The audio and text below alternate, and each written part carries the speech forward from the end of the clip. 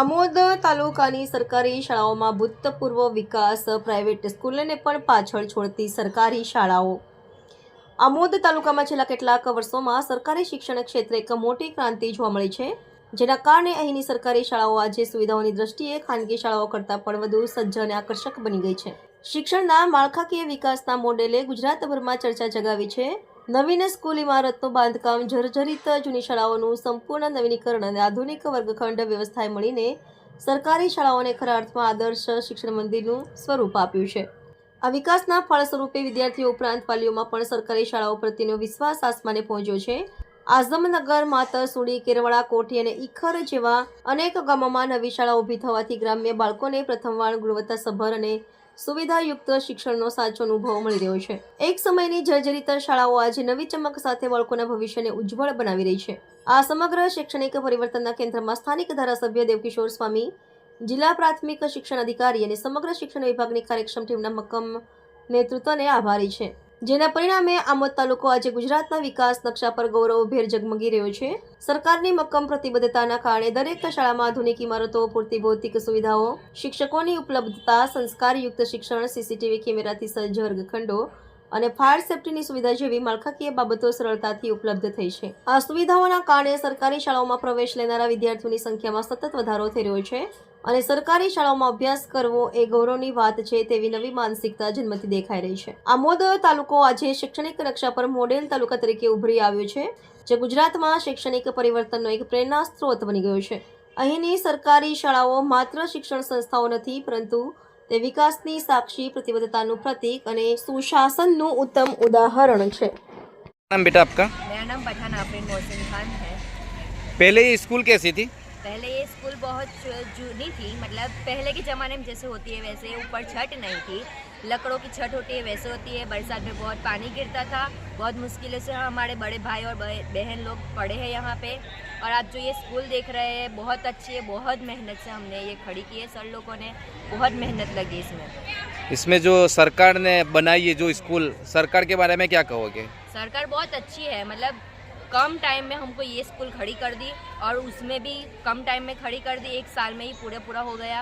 सरकार बहुत अच्छी है कि इतनी जल्दी हो सका उतना करा, नहीं तो हमें भी सर इस तरह पहले के बच्चों तरह यहाँ पढ़ना पड़ता, चौमासे में भी, और सांप निकलते थे वगैरह वगैरह, कुछ भी निकलता था, बच्चों को बहुत मुश्किलें पड़ती थी।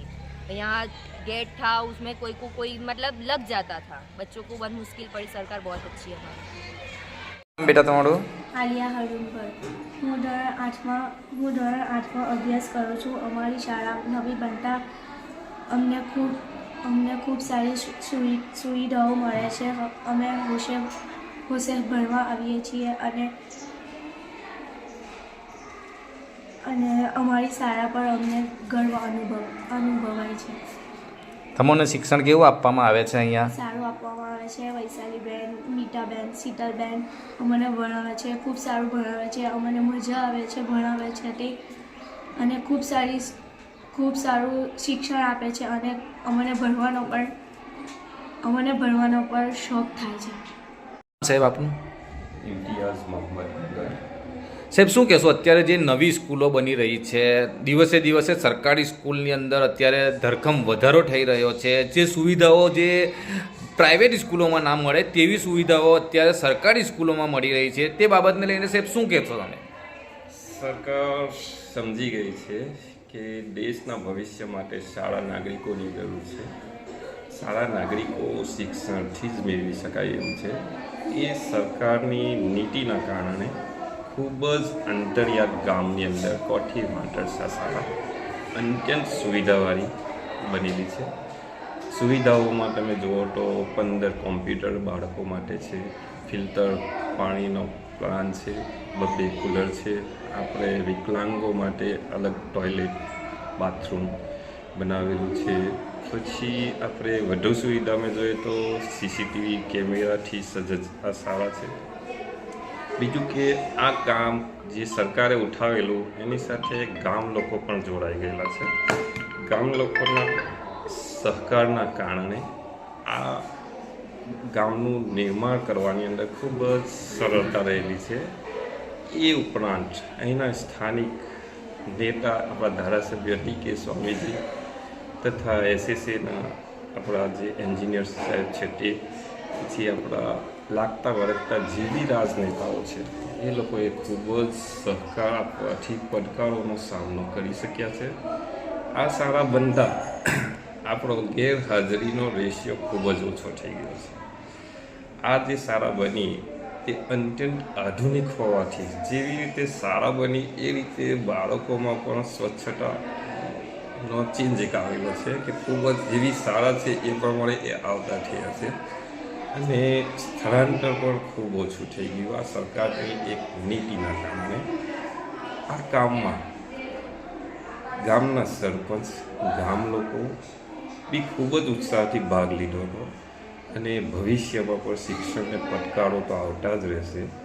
પણ ગામ લોકો આજે આપણા ધારાસભ્ય શ્રી ડી.કે. સ્વામીજી એ લોકોનો સહકાર મળશે તો આવનાર પડકારોને પણ પ્રસંગમાં બદલી આપણે નાખવાની એક આશા રાખીએ છીએ. બસ એ જ. જય હિન્દ, જય ભારત. નામ બેન આપનું? કાજલબેન રાજેશભાઈ મૈસુરિયા, સરકારી માધ્યમિક શાળા માતરમાં હું ઇન્ચાર્જ આચાર્ય તરીકે ફરજ બજાવું છું. આજે સરકારી માધ્યમિક શાળા માતર એ માતર પ્રાથમિક શાળા સાથે જ કામ કરી રહી છે અને આ શાળામાં ઘણી બધી સુવિધા પહેલાં ઉપલબ્ધ નહોતી અને ઘણા રૂમો પણ નહોતા, વર્ગખંડ પણ નહોતા અને કાચું મકાન હતું શાળાનું.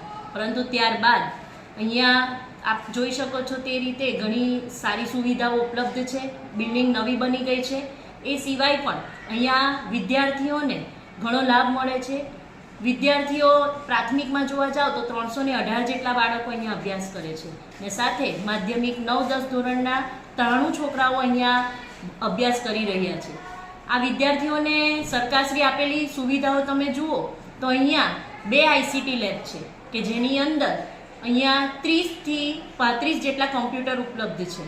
સાથે સાથે તમે દરેકે દરેક વર્ગખંડમાં જુઓ તો સ્માર્ટ ક્લાસ છે, એટલે કે સરકારશ્રી તરફથી જ્ઞાનપુંજ પ્રોજેક્ટ હેઠળ મળેલા ટીવી પણ છે અને આ ટીવીમાં સાથે સાથે BSNL તરફથી મળેલું ફ્રી ઇન્ટરનેટ સુવિધા પણ છે.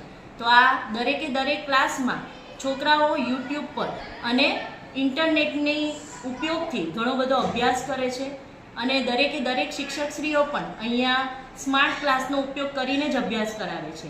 તો છોકરાઓને અહીંયા જે પ્રમાણે નવી ટેકનોલોજી પ્રમાણે અભ્યાસક્રમ પૂરો પાડવો જોઈએ એ પડી રહ્યો છે અને સાથે સાથે શાળાના કેમ્પસમાં આપ જોશો તો કેમેરાની સુવિધા પણ અહીંયા ઉપલબ્ધ છે અને પીવાના પાણીની વ્યવસ્થા અને મધ્યાહન ભોજન દરેકની વ્યવસ્થા ખૂબ સારી રીતે અહીંયા ચાલી રહી છે. અને આ બધી જ સુવિધાઓ માટે હું અહીંના જે ધારાસભ્યશ્રી છે તેમનો ખૂબ ખૂબ આભાર માનીશ. સાથે સાથે અમારા ડીઓ મેડમશ્રી અને ડીપીઓ સર એ બધાનો પણ ખૂબ ખૂબ આભાર માનીશ કે જેમણે આ બધી સુવિધાઓ પૂરી પાડી કે જેથી વિદ્યાર્થીઓનું ભવિષ્ય ખૂબ ઉજળું બન્યું છે. અને આ માતર શાળા ખાતે જે પહેલાં શાળા હતી તેના કરતાં કંઈક જુદી જ શાળા ઊભી થઈ છે અને ઘણા બધા વિદ્યાર્થીઓ એમના અભ્યાસ માટે અહીંયા લાભ લે છે અને એ માટે ગામ તરફથી પણ અમને એટલો જ સહકાર પૂરો પાડવામાં આવે છે. આમ બદલ ફરી એકવાર હું સરકારશ્રીનો તેમજ ધારાસભ્યશ્રી, ડીઓ મેડમશ્રી અને ડીપીઓ સરનો હું ફરી એકવાર આ તબક્કે ખૂબ ખૂબ આભાર માનું છું.